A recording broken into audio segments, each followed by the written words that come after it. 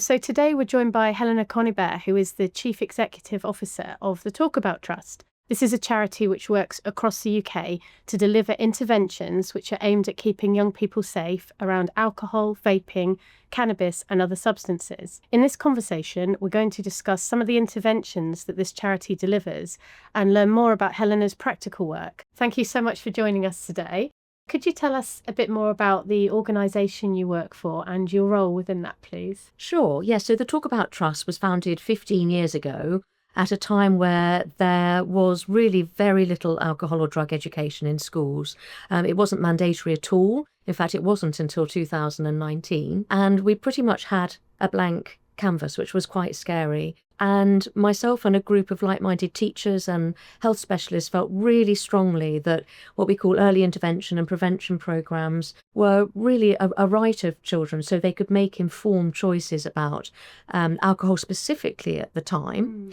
So we developed a universal program based on best practice from a universal project that had been trialled in countries across Europe called UDAP Unplugged, and another program from Australia called SHARP, developed by Curtin University.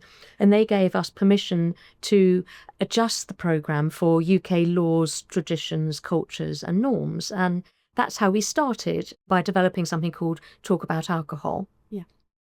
We then realised that, in fact, although this was a universal programme for schools, we also needed bespoke approaches for children with additional learning needs. So we developed a targeted programme for neurodiverse young people in more relaxed or non-school settings, so using games and activities. And then we realised, again, we needed another targeted approach for more vulnerable 16 to 25-year-olds at risk of homelessness or leaving care. So developed a program there. And then more recently, because of the growth of vaping and the growth of use of particularly high-strength skunk and cannabis, which is responsible for about 87% of treatment needs in under 18, we've developed what we call a drug, alcohol and nicotine education project for other topics. And that includes county lines and grooming, motivations for substance use.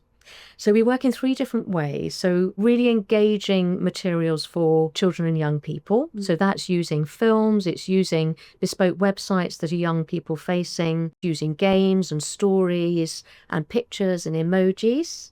And so it's not sort of conventional alcohol or drug education at all. And then we have our second pillar is for teachers and professionals, where we train them. So we will go into schools or do it remotely, and we tailor that to their needs and the topic and their ability and their experience, rather like we do for young people. And then the third pillar, which is the hardest thing we do, is supporting parents and carers. So we try and reach them in different ways, whether it's online, again with workshops and talks, or via sort of information campaigns, those sorts of things. Thank you for sharing that. I think that's given us all quite a lot to think about. You obviously cover a lot of areas there. Could you give us a kind of summary about the way in which changing behaviour specifically features in some of your programmes? It's absolutely key to what we do, because what we know, I suppose, more about what does work, we know a lot more about what doesn't work. So we know that what we call top-down, just knowledge-based programs don't lead to behaviour change. So knowing about a topic doesn't lead to you behaving in a different way. So all of our materials are about engaging young people to come up with the answers themselves. We do this in several ways. So first of all, around what we call social norms. So both professionals and children tend to overestimate the use amongst their peers. So they presume that many more teenagers are getting drunk, for example, having wild sex, smoking weed than actually are. So just by using what we call reverse questioning, by saying something like, why do you think most teenagers choose not to drink alcohol? They will come up with an answer such as, because it's against the law, it's bad from their health, their parents won't like it. So rather than you giving them a fact, you've just used a discussion-based question, and we have loads of them, such as that, and then they've come up with almost those resilience reasons why not to do it, rather than you just saying, oh, actually 8 in 10 young people don't drink. So that's one example. We use discussion-based learning. So we use scenarios such as, for example, we may use a picture of a group of teenagers in a park and an older teenager handing over something that looks a bit suspicious. And we may use something like a traffic light, which is a use of colour. So red means danger, we need to think about this. Orange is amber, I'm not sure. And green, yeah, that's safe, I can go ahead. So it's really encouraging young people to assess a situation, to think and reflect. And in a sense, it's a rehearsal strategy. You know, if you were in a park and you were offered that, so we can use then role play. And again, they're coming up with those resilience strategies themselves. So that's just two examples. It's not always about us being parachuted into a school and delivering an alcohol education lesson, for example. We know children really enjoy it, but it's not based on the principles of what we call using trusted adults that the children know and have got used to. So they enjoy us coming in, but we don't know what their situation is, and they don't trust us in the same way. So what we do is by training teachers and really familiarising them with the whole principle of building spirals of learning and education. So if you just have one lesson, you can only impart a certain amount of information or a certain amount of skills. So our programme is based on 6 lessons that build on the last lesson and build that confidence and knowledge and engagement and cover different topics. So for example, the effects, social and physical, of a substance, and then moving on to the law, and then on to using a particular game that will reinforce that learning. Thank you. Could we hear in some more detail about a particular project you've worked on where behaviour change was a feature? So our main programme that we started with is called Talk About Alcohol. And that's the programme I was talking about that was adapted from those 2 really highly evaluated programmes used in Europe and in Australia. So the first thing we did was develop a whole intervention programme that is over 100 pages, and it has 6 different chapters by topic. And it's actually trusting teachers to be able to pick and mix what's suitable to the age, ability, ethnicity and experience of the young people that they're working with day to day. So that was the first thing that we developed, was the 100-page programme. And it was both in a printed form, but also online with downloadable PDFs and worksheets and lesson plans and PowerPoints. So everything a teacher could possibly need to be able to deliver that programme. So the ask we had of the schools was to deliver 6 lessons over 2 years. So 4 lessons when the children were aged 12 to 13, and then 2 top-up lessons when they're aged 13 to 14 in year 9. So that was the ask, and they also committed to using at least an hour online where we had interactive activities such as, for example, a body, where the children could scroll over the body and find out the health effects and then feed back on what they'd found out to the rest of the class.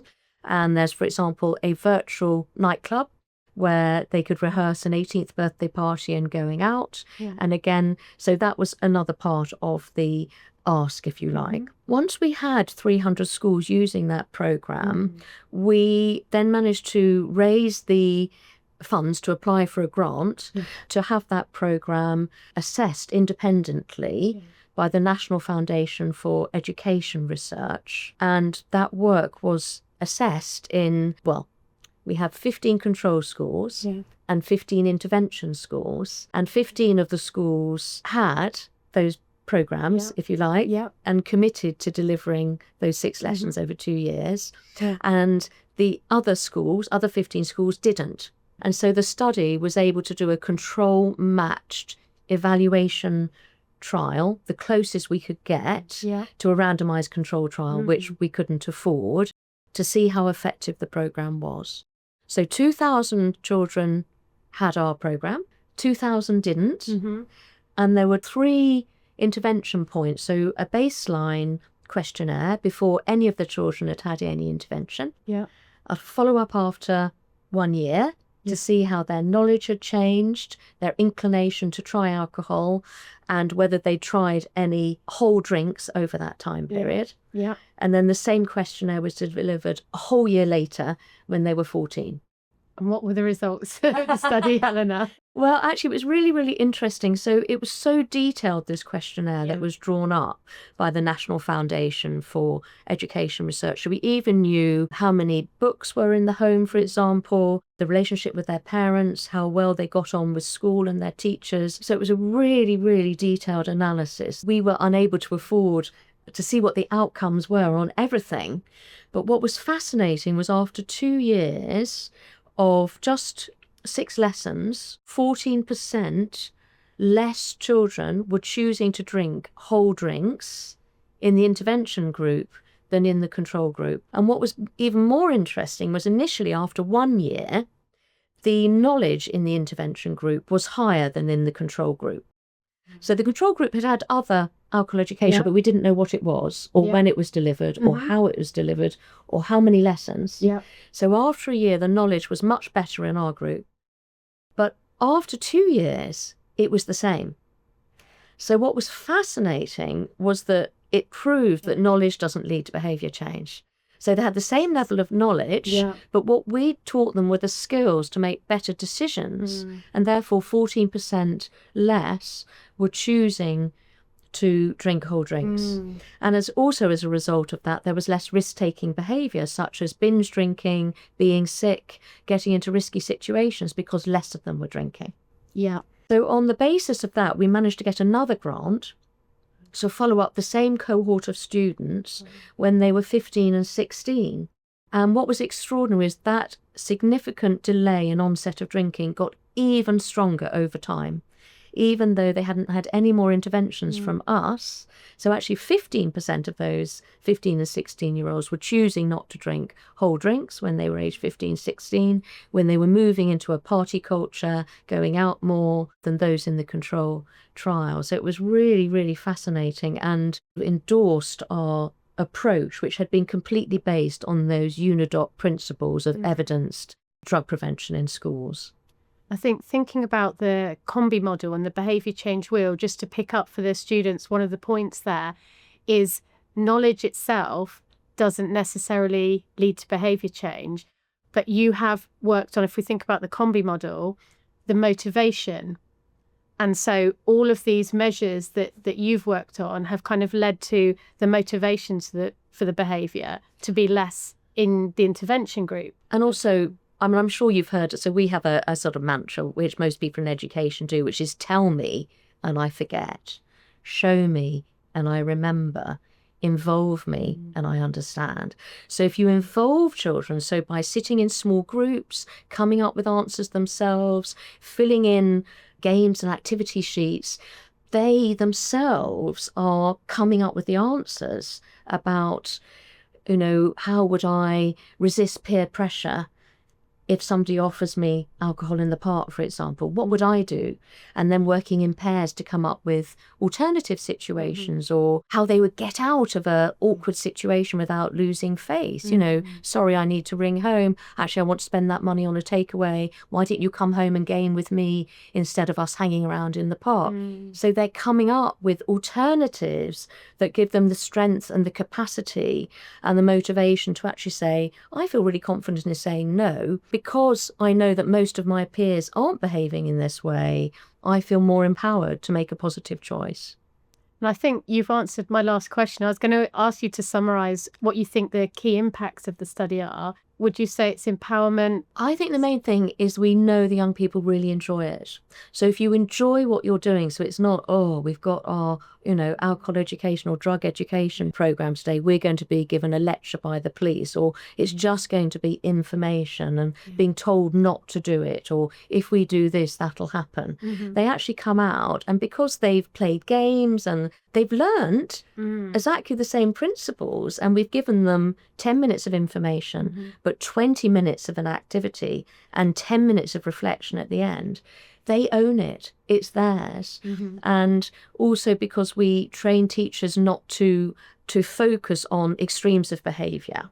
So to think about binge drinking, if you do this, that'll happen. So instead of doing that, by actually involving the whole group and the group coming up with answers themselves and them thoroughly enjoying what they're doing through a real life activity, they remember, and then we hope then in a couple of years' time, they implement what they've remembered. It stayed up there in some way.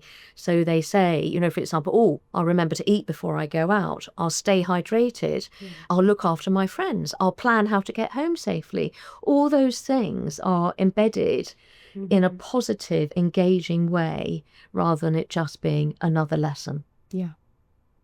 That's fantastic. Thank you so much, Helena, for joining us. And hopefully today we've helped to give you some insight into the way in which something like the theoretical domains feature in public health interventions which are being delivered right across the UK.